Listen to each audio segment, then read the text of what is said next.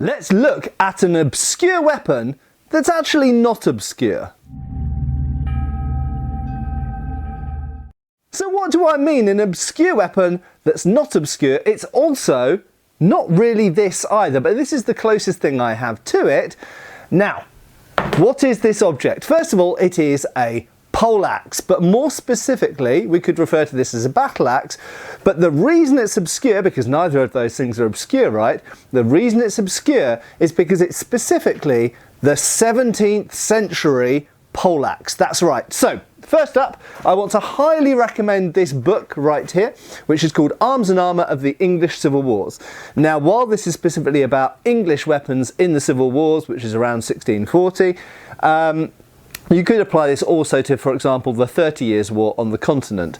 And what's really, really interesting is going through the hand weapons. This is a really, really good book. I'll stick a link below, actually. If you check out the link below, I'll stick a link to Amazon where you can get this. And it's from the Royal Armourers, and it's written by Keith Dowan, who's one of the staff at the Royal Armourers. And we get to the poleaxe, or more specifically, the horseman's axe. Now, there are, in fact, two types of poleaxe which are referred to. You'll notice there's a bill there as well. I'll talk fleetingly about bills.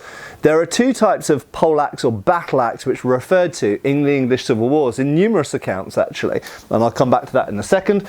This, for anyone who doesn't know, is a normal in our world, a 15th century poleaxe as used by a man-at-arms or a knight on foot. Okay, now this type of weapon didn't just disappear in the Renaissance. They stayed in use throughout the 16th century, and they were still in use by the 17th century. So most people who think about the 30 Years' War or the English Civil War, for example, might think about people with muskets and people with pikes, at least as far as the people on foot. Obviously there's cavalry as well. Now actually a lot of those pikemen, when the 30 Years' War or the English Civil War was happening, a lot of those pikemen, it took a certain amount of time to equip them to the ideal standard of having pikes, a certain type of helmet like a caboset or a morion, a cuirass, as many of them wore, or a buff coat, these kinds of things. So they had standardized equipment.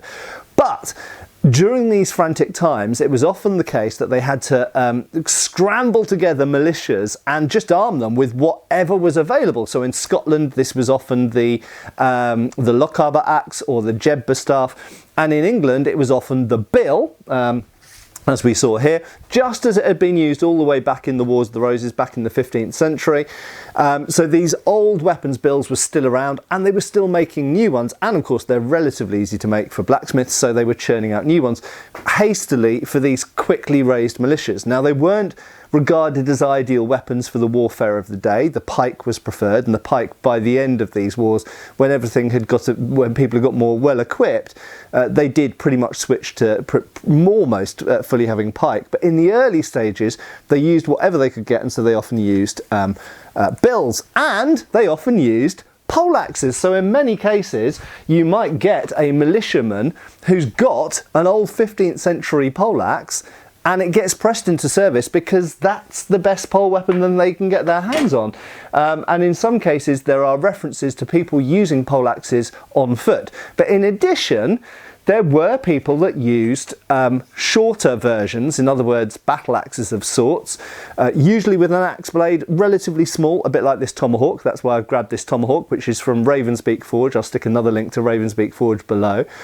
Some of them had a spike on the back, and some of them had a hammer on the back. But there's another element to this as well. So this wasn't only about people using what was available and being pushed into service. These were regarded, usually with a metal shaft. In fact, I'll show you the one in the book here, because that's a great example. You can see it's got a iron shaft, a small head, and a spike at the back and a spike at the top, and a little guard, like a rondel guard above a grip.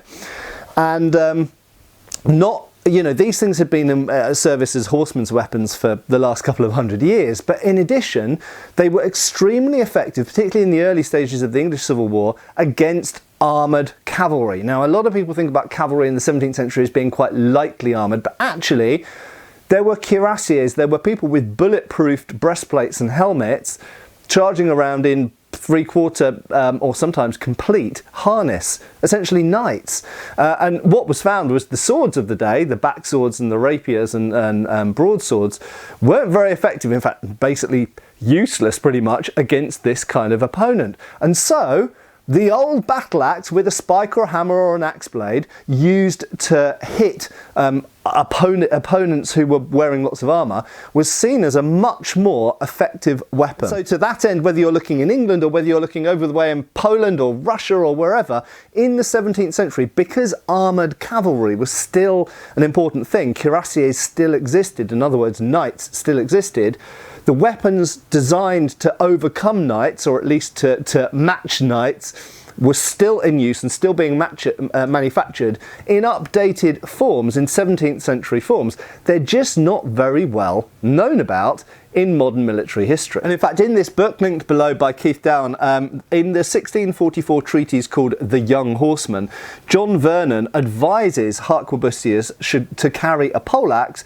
because this was so effective when facing well-armoured cuirassiers. And the royalist Sir Richard Bulstrode wrote how he'd nearly been killed by a poleaxe at the Battle of Edge Hill, only to be saved by one of his friends who shot down the opponent with a pistol. And it was noted in other period sources how swords were essentially useless against these cuirassier opponents, and in one case even a cuirassier was shot in the head, in the helmet rather, with a pistol at pretty much point blank range, and it didn't kill him, it just basically glanced off and didn't penetrate the helmet. So absolutely bludgeoning, cutting, spiking and hammering weapons, particularly used against armoured opponents who were still around even well into the age of gunpowder and artillery and musketeers and everything else in the 17th century.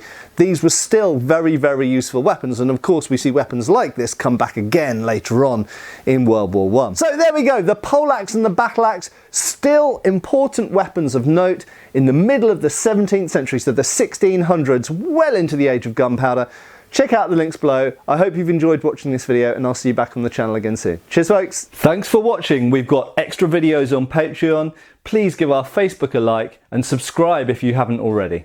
Cheers folks.